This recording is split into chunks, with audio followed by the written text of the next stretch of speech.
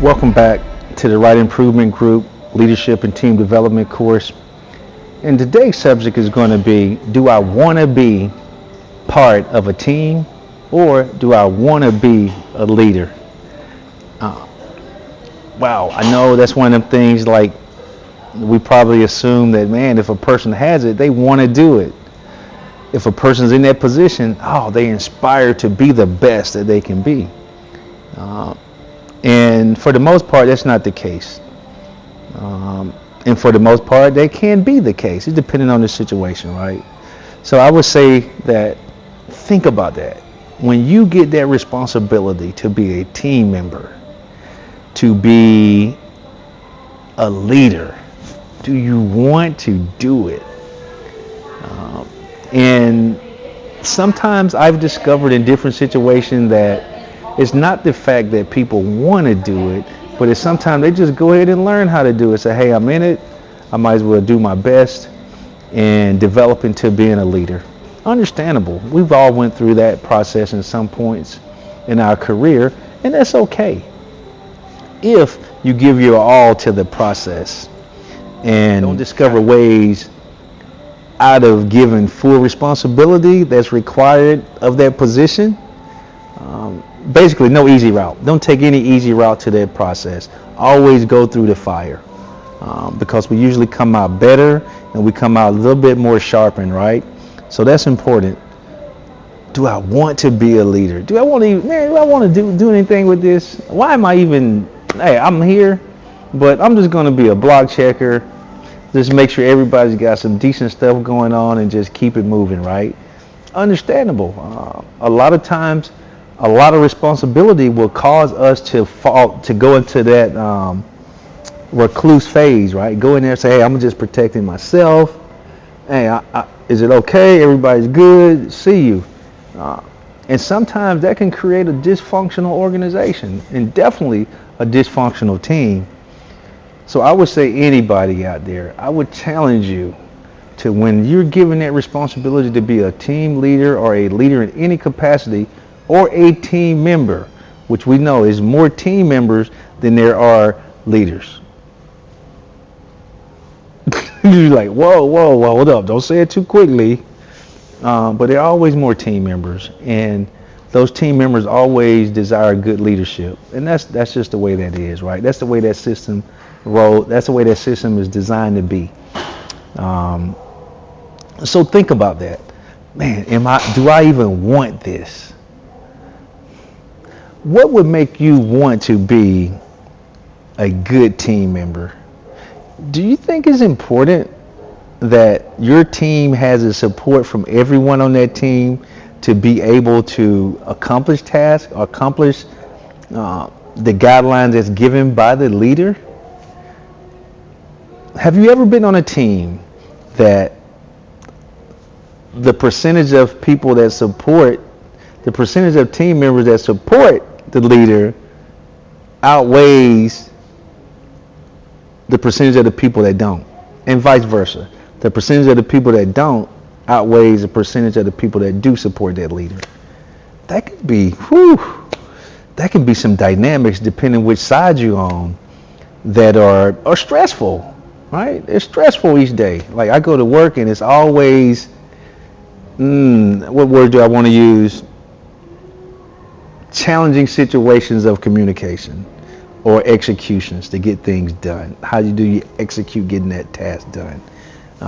And from my point of view, business is business, and we have to, at all times, I say to you, try your best to take emotions out of business. I think I said that in one of my other leadership courses, is try your best to take your emotions out of business, because then your expectations are business expectations, not personal fulfillment expectations. That's important. Because a lot of times we can go into business, we can go to work and we want our personal expectations met before we work as hard as we can to get the business requirements done. So think about that. Do I want to be a team member? And I think we have to search deep within us, and some of it's not a deep decision. We have to want to be, because somebody in that team is dependent on us to do our job the best we can. The best we can. And you know, that's important. Top quality. Top quality. So think about top quality. Think about what we require, and I'll say personal lives, on how we measure top quality stuff. Like we go to the store, and I understand being on a budget, but usually when we go to the store, we want the highest quality for our money. So being in a business, that business want the highest quality for their money. And that's why you were hired. That's why you were given that leadership position, or that's why you were brought in as a member of a team. It's important that this is understood and not dismissed, but not overshadowed by personal goals or accomplishment.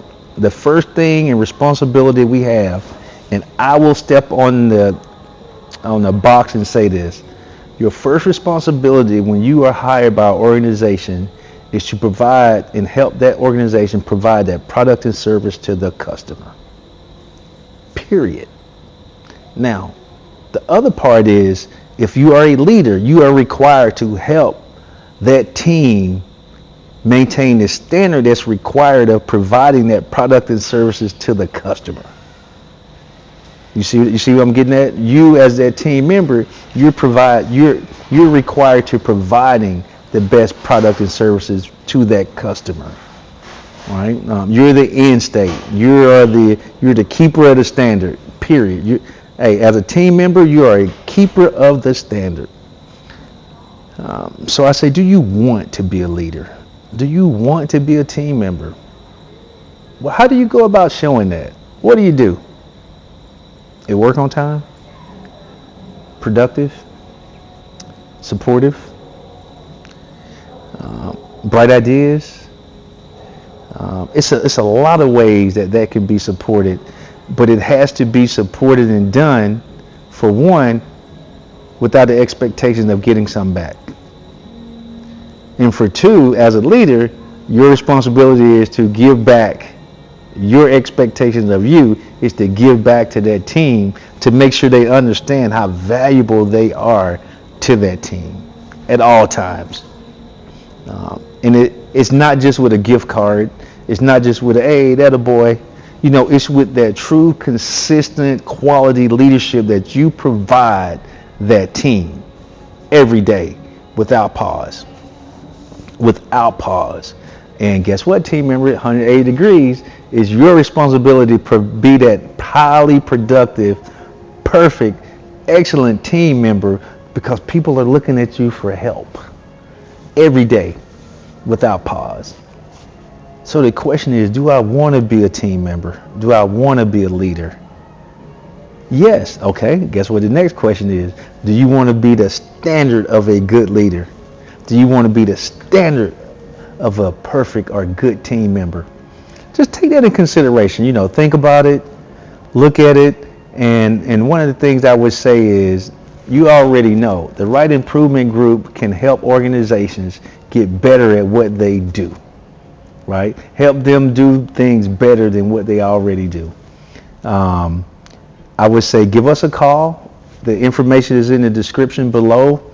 I look forward to you on this next course or next iteration. I'm going to keep them coming, because I think developing good leaders is not only a requirement of everybody who has the knowledge to share it, but also share it in a manner to where they can develop. Very soon, courses will be added to get good courses of completion certificates.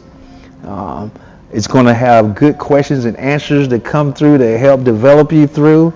And guess what the good part is? If you don't get it, but you're a member of that course, of that group, we're going to have mentors. We're going to have coaches that will sit there and, hey, help you out. Like, hey, what are you having difficulties with? Okay, got it. No problem. Let's talk about this, right? And not to sway you any direction, just for information sharing, perspectives and considerations. That's what TWIG does. So I look forward to talking to you soon. Thanks a million, and you take it easy.